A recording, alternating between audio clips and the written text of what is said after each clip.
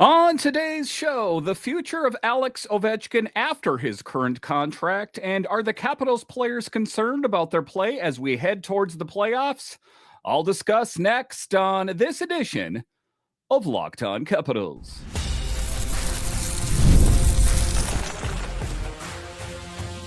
Your Locked On Capitals, your daily podcast on the Washington Capitals, part of the Locked On Podcast Network.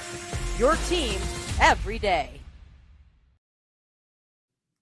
Well, hello and welcome into this edition of Locked On Capitals, part of the Locked On Podcast Network, your team every day. My name is Dan Holme. I've covered the Capitals for the last 3 seasons for Locked On and various other outlets before that. I'm also the host of the weekly show called the Capitals Minute Cast, available wherever you find your podcasts. And as always, I want to thank you for making this your first listen of the day. So in this edition of Locked On Capitals, we talk about the players themselves. Are they concerned about their play as we get closer and closer to the playoffs? Listen, on yesterday's show, I talked about my feelings about the Capitals' play as of late, more specifically their play last weekend against the Jackets. But what do the players themselves? Are they concerned as we get closer to the playoffs? I'll talk about that a bit later. Clay Stevenson gets the call up, and Hunter Shepard gets reassigned to Hershey. So it is apparent that the Capitals had seen enough of Shep Daddy as Stevenson gets the call up. But just to get it going here, we're going to talk about the future of the Great Eight. And what do we know about Alex Ovechkin as he has the remainder of this season and next season under contract? And after that, we really don't know the future of Alex Ovechkin. Now, if you're asking me my take on it, I think that he finishes out his contract. He plays the remainder of this season, next season, and then there's the possibility that he bookends his career by finishing it up in the KHL, where he started it all.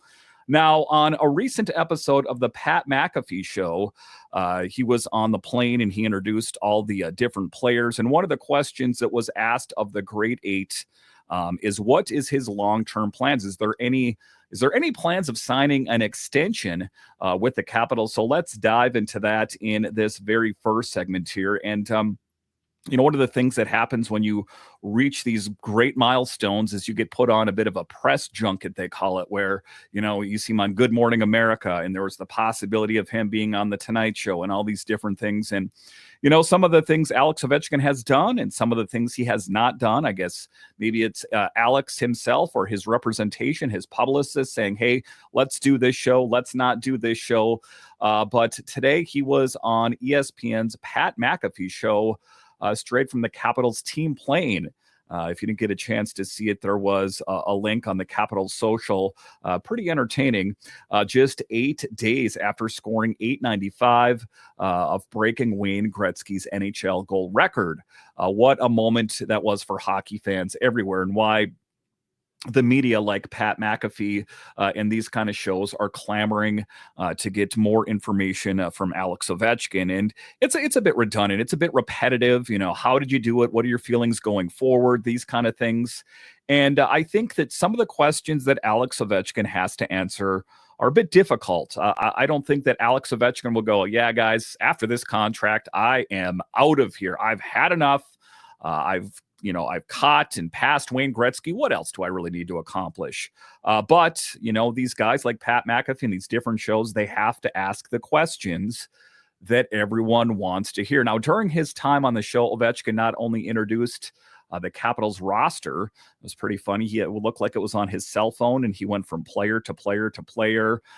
Ryan Leonard, they called him on there, Leno, and just the different players. And you got a little bit of insight about who hangs out with who on the team plane and that kind of thing. It was a pretty funny moment, all things considered. But he introduced us to the Capitals roster, but also shared his thoughts on a range of topics. From his record-breaking performance to his dietary practices and what the future may hold for him in the NHL. And Alex Ovechkin is a very interesting athlete, a premier athlete that is built he's built like a brick, what. And I had a chance to run into him at Kettler at the time. He was coming out. I was kind of standing there seeing which different players would come out. And the guy is huge. And it's interesting that he can stay in such great shape when he doesn't eat, the regimented diet that a lot of pro athletes eat.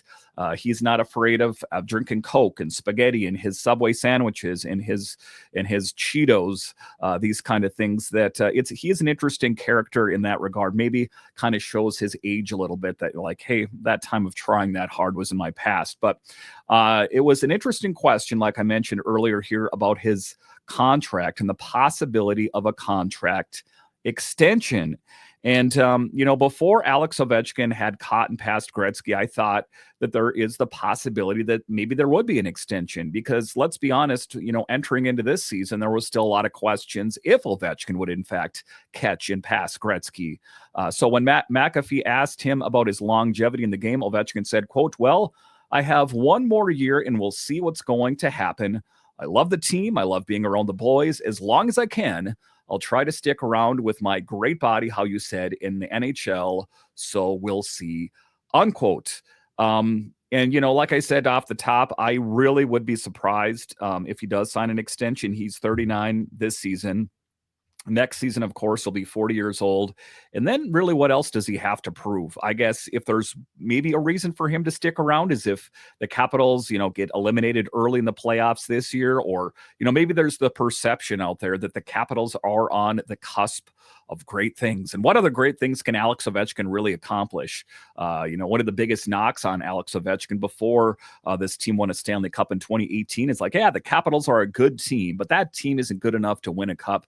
Did that in 2018. Of course, this season he caught and passed Gretzky. I don't think there's a lot of boxes left for Alex Ovechkin to check off in his time with the NHL. But talking about the legacy, and even after hitting that monumental milestone, Ovi continues to focus on the present. He recently added 896 to his goal total. And, that's what I talked about with the rough play that we saw from the Capitals this past weekend. Alex Ovechkin getting number 896 was one of the silver linings of the weekend's games. Now, traditionally, he's mentioned wanting to finish his contract with the Caps, potentially returning to Russia at some point. But his recent comments hint that he might be open to extending his stay. I really don't think that is the case. I understand the thought process, right? That he said it, Alex Ovechkin said it. I really don't believe that is going to be the case. And at a recent event, he joked about the possible contract extension with the Capitals owner, Ted Leonsis, saying, quote, "So Ted said it's going to be an extension, maybe. I can sign right now for 13 more years," unquote. Kind of putting him in the category of like a Jaromir Jagr. I don't think Alex Ovechkin is that guy. I think that, he's got a wife and kids, and that heavy weight that was around his shoulders about Gretzky is off. I think that if the Capitals could win another Stanley Cup, either this season or next season, that would be great. But at some point, I think for him, if he does, in fact, play after this current contract, for me and my thoughts, I think that he would play maybe one more season over in Russia. But talking about his durability and his conditioning, the one thing Ovechkin has going for him is he is, like I said, in exceptional shape, that he's not your prototypical NHL aging player that is, limping along. This injury, that leg fracture, was the first major injury that he's faced in his entire NHL career. So that does give you pause and go, maybe. But Ovi's durability over his 20-year career, impressive with one major injury. As he continues to play at a high level, Ovechkin knows adjustments are necessary as he ages in the sport. And, that was one of the things that Ovechkin said is he goes, "I don't train the same way at the age 39 that I did when I was 27, for example." That, when you have that kind of money and are surrounded with great trainers and all those kind of things, they know what you need to do. And I think that he has avoided some of the party lifestyle and things that he did when he was younger. Like last season, got off to that slow start, went out to Dubai, refreshed himself a little bit, got his head in the right place, and came back energized. And during the Four Nations face-off, didn't do anything too crazy, went down to his apartment in Miami, trained. Dmitry Orlov was there, just around with friends and family, and worked on conditioning for that final run. And it paid off. Alex Ovechkin has been in really exceptional shape after that leg injury. Some people say he's not quite where he was before that, but all things considered, he is still in really good shape. He remarked, quote, "Of course, you have to adjust a little bit, but overall, sometimes you have to start training a little bit earlier. Sometimes you have to train a little bit later, depending on when your season's over," unquote. And of course, it's difficult for the teams that win the Stanley Cup. Boo-hoo, right? You win a Stanley Cup. That doesn't mean I have as much time off, but I think that's what he's referencing. If your team is playing deep into the summer, then of course your summer's not going to be as long. And, training camp, it will be right around the corner.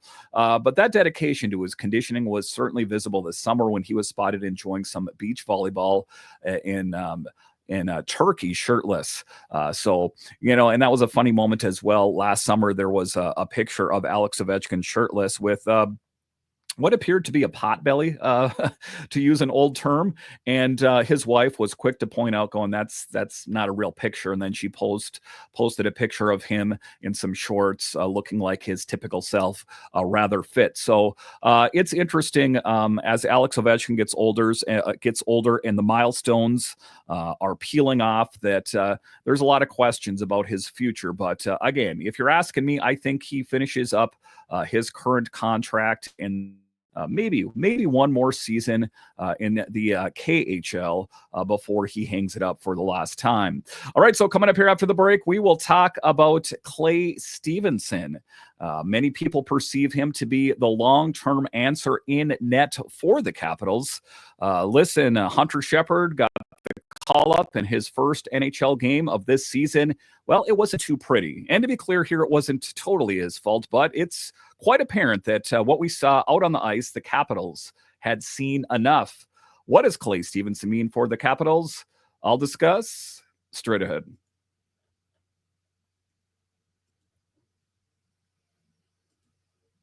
Looking for a snack that's both delicious and nutritious? Crack into a good source of protein with Wonderful Pistachios. Wonderful Pistachios is one of the highest protein nuts.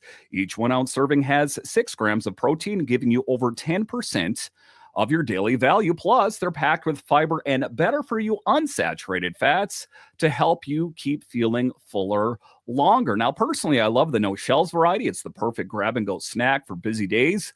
Whether I'm snacking at my desk on a road trip or just need a quick protein boost, they're always my go-to snack. And if you love cracking open every shell for that satisfying crunch, the in-shell options are a classic favorite. So get snacking and get cracking with a snack that packs a protein punch. Visit wonderfulpistachios.com to learn more. All right, welcome back into this edition of Locked On Capitals, part of the Locked On Podcast Network, your team every day. You can find me over on Twitter. It's at DanCaps218.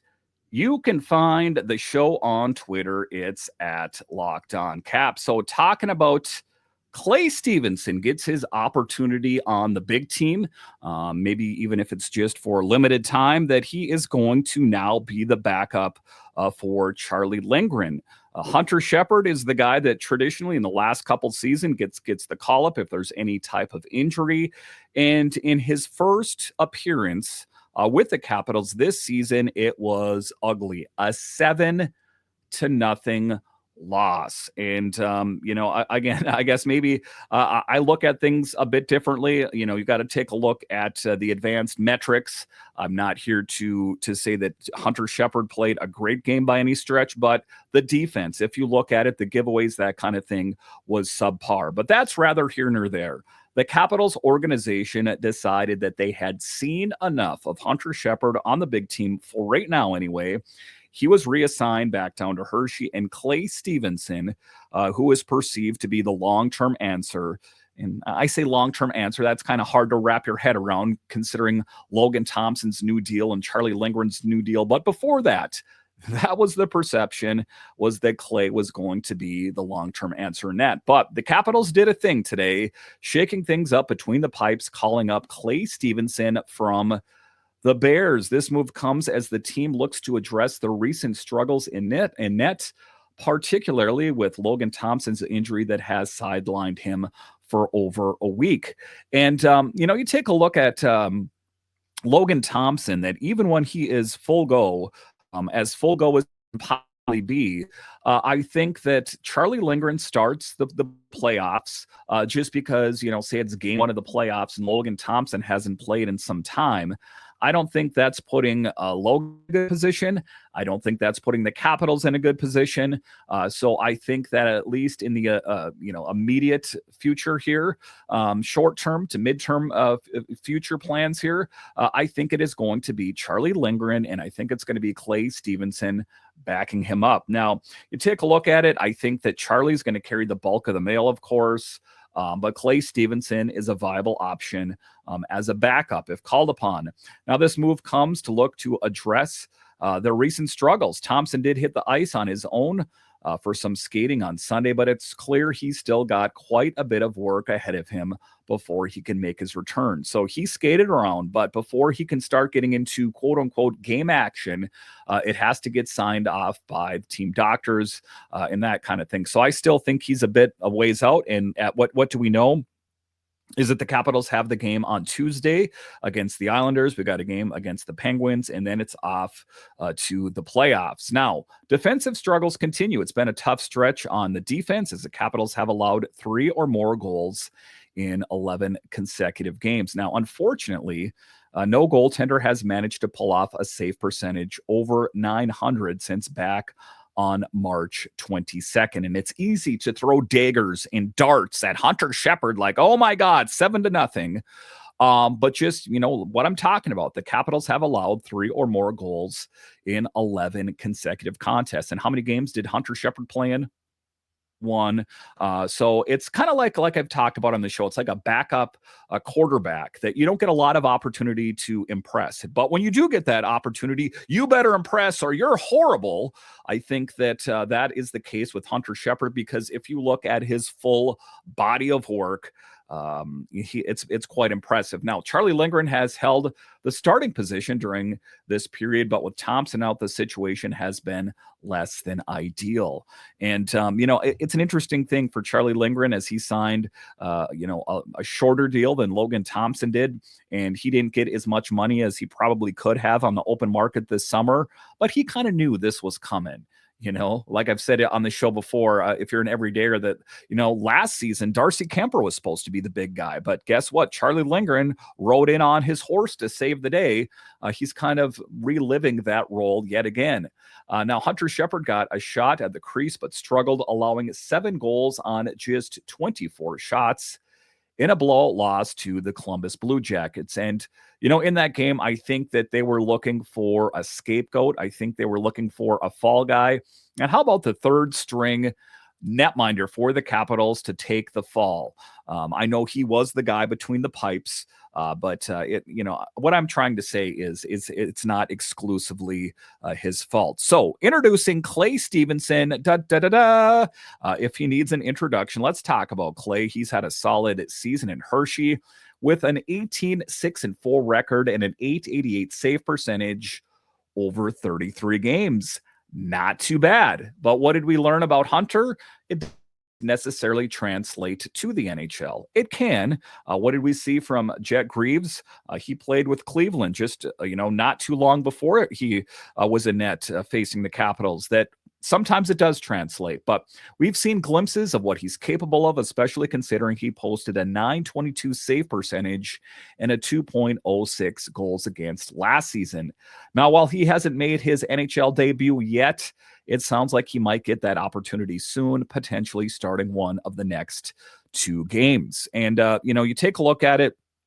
the Islanders, we got the Penguins coming up. And the thing of it is you can understand, you can draw lines to why you would put Clay Stevenson in there. And I get that.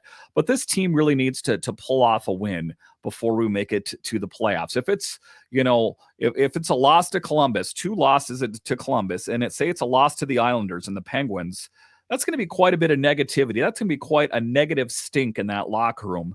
I understand the thought process, but I think that if Clay Stevenson, I'm not saying that he's going to put the Capitals in a bad position, but what I am saying is that they need to pull off a win here before the playoffs. Now, the Capitals are clearly looking to stabilize the goaltending situation as we approach the playoffs. It'll be interesting to see how many games Stevenson fits into and whether he can help turn things around. Again, what we've seen from him is he's great. And if you talk to people inside the organization before the moves this season, when Logan and Charlie got the long-term deals, he was perceived to be the long-term answer net. So it'll be interesting to see how it all shakes out. I have a lot of faith. I guess oftentimes doing this show, there's a lot of people like, you really stick up for the netminders for the Capitals. And I do. I've watched a lot of these guys develop. I actually saw Hunter Shepard play at the University of Minnesota Duluth. I've seen him play for Hershey. I know he's a great netminder. And I know you're not supposed to pick favorites. I understand it wasn't a great game, but what I am saying is maybe it's not as bad as it appears. Clay Stevenson gives him a really good option. I've seen him play for Hershey as well, a really top-tier netminder that I think I have no reservations. Say we go into the playoffs right now and it's Charlie as number 1 and Clay Stevenson as number 2. I have no problems with that. Since at the end of the day, Logan Thompson was a bit of a question mark even before he got injured. All right, so coming up here after the break, are the Capitals players themselves, are they worried? In yesterday's show, I told you about my thoughts and how things weren't looking good for the Capitals. But are the Capitals players themselves rattled? I'll discuss straight ahead.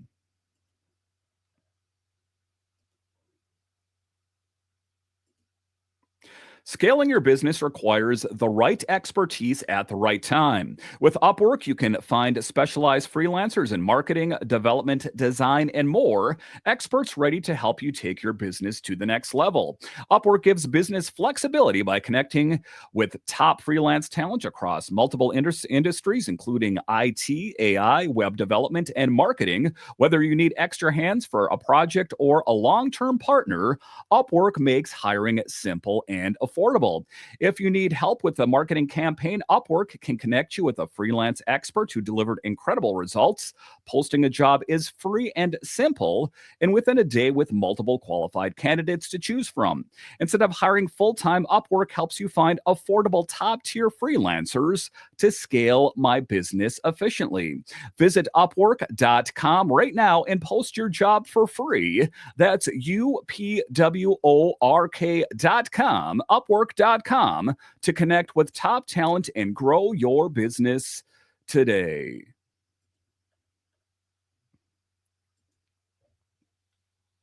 All right, welcome back into this edition of Locked On Capitals, part of the Locked On Podcast Network, your team every day. The best way that you can help grow the show is to subscribe to Locked On Capitals on YouTube and comment anything down below. So with the Capitals' recent play here, are the Capitals players worried? That's what I'm going to talk about here. And, like I said, in yesterday's show, I really kind of emptied my clip, if you will, my emotional clip on this team, as at the end of the day, I'm a fan of the Capitals. And, that kind of is what maybe separates me from another person that covers this team, that oftentimes people are paid to cover the team. And if they stopped getting a check from that, they wouldn't be a Capitals fan anymore. I've been a Capitals fan long before I hosted this show.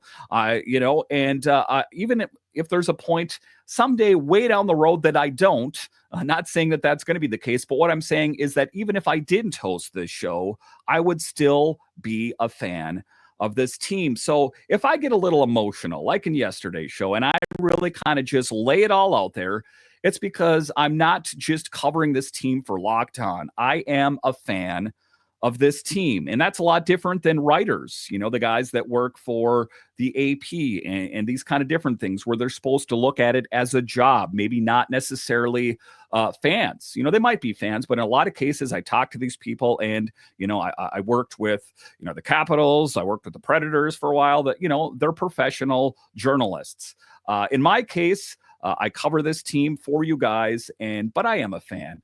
And that is ultimately what had me concerned in yesterday's show is the state of the Capitals. Things were going so well for this team. And I'm not here to tell you that they're not going well now. But what I'm saying is the play that we have seen as of late, I guess I'm talking about that Midwestern trip with the Jets and the Minnesota Wild and all that, where they lost a bunch of games. The game that Alex Ovechkin achieved greatness, but lost to the Islanders. And then losing back-to-back games against the same team, the Blue Jackets, that I'm a bit concerned. But what are the players themselves thinking? You heard my thoughts. Let's dive into that in this final segment of the show. Talking about to this past weekend, like I said, was certainly challenging for the Caps, facing off against the Blue Jackets with that 7-0 loss and 4-1 defeat. It has left a sour taste in my mouth in particular. Now, the stats from this series are tough to digest. The Caps conceded 11 goals and just 49 shots, and they now sit at a record of 3-6-1 over the last games. Now, I'm here to tell you, without naming names, I do this show for Locked On Capitals, and there are some people that cover this team that are journalists, that are broadcasters. And if you want an honest opinion on this team, keep it to Locked On Capitals. Why? Because my check is not being cut by Monumental. My check is not being cut by the Washington Capitals. If you're watching an official podcast, the ones I'm talking about, or the radio hits that you see by the people I'm talking about, their checks are being cut by Monumental, and more specifically, the Washington Capitals. So sometimes I think that, some of these guys have covered the team for a couple decades, if you know what I'm talking about, that they know the lay of the land, but they can't have too hard of a take because at the end of the day, they're getting paid, and that's the way it goes. So if you want an honest assessment, that's why you need to keep it to Locked On Capitals. And that is why I'm here to tell you that, some people say that the Capitals aren't playing that well. And, maybe in the last handful of games, they didn't have to try that hard because they had things all buttoned up. I'm here to tell you a 3-6-1 record over the last 10 games is not going to cut it. And I understand that they've rested some players and the excuses galore. The Capitals need to turn it around now. But even amidst the struggles, the mood, forget what I'm saying here, the mood in the locker room remains positive. And that's a good thing, because if they take on a negative attitude, then we really are in a lot of trouble. But let's talk about the locker room perspective. Forward Andrew Mangiapane shared his thoughts, asserting, quote, "No concern at all, really. We know we're a good team. We've just got to be prepared for game one," unquote. It's clear he believes this is just a part of the process as the team ramps up for the playoffs. That's the hope. And maybe we're a bit spoiled, and maybe Dan's a little bit spoiled, that the Capitals have not faced a lengthy losing streak this year. All things considered, the longest stretch was 3 games in a row. They had not gone past that. So this tough patch that we're facing towards the tail end of the season, maybe it's just a blip. Maybe it's just a streak. Now, a major difference between this year's team and last year's is that while last season team had to fight until the end to secure a playoff spot, this year the Capitals clinched the Eastern Conference title early. They were the first team to clinch. And, I think that it's a bounce back, and I don't like to read too much into that. I'm happy that they were the first team to clinch. But with that said, building on that, you take a look at what the Bruins did not so many years ago, where they set the world ablaze with, setting a record for wins, and it didn't go so well for them. So sometimes what you see during the regular season doesn't always pay off in the postseason. Now, that gives them a bit of breathing room to rest key players like Alex Ovechkin and John Carlson. I'm tying this into with why these players are given the ability to take a rest, because if the Capitals were still clawing to get back into it, you wouldn't see Ovi sitting out. You wouldn't see John Carlson sitting out. But we're hoping that Ovechkin, Carlson in during the postseason will be what the doctor ordered. But what it's ultimately about is refining the game. As this regular season is wrapping up, it's actually turning into an opportunity for the Capitals to refine their game and with the players. And I think that Spencer Carbery is going to make changes with the last couple games remaining. Well, I'm really hoping he is to fine-tune this machine. Tom Wilson addressed the recent losses, noting that, while not ideal, there have been improvements in their performance. He said, quote, "At this time of year, it's such a fine line between winning and losing," unquote. Wilson said, emphasizing the need to address those little mistakes as they head towards the playoffs. And, oftentimes it's about the advanced analytics. It's worth noting the Capitals showed some signs of life in the latest matchup, out-chancing the Blue Jackets. But, out-chancing, did you make the most of those opportunities? So it's good that they out-chanced the Blue Jackets, but if they had finally made good on those, that would have been even better. Now, they also held advantages in high danger chances and expected goals. Wilson pointed out that he highlights the team's resilience, suggesting that they've remained steady despite recent setbacks.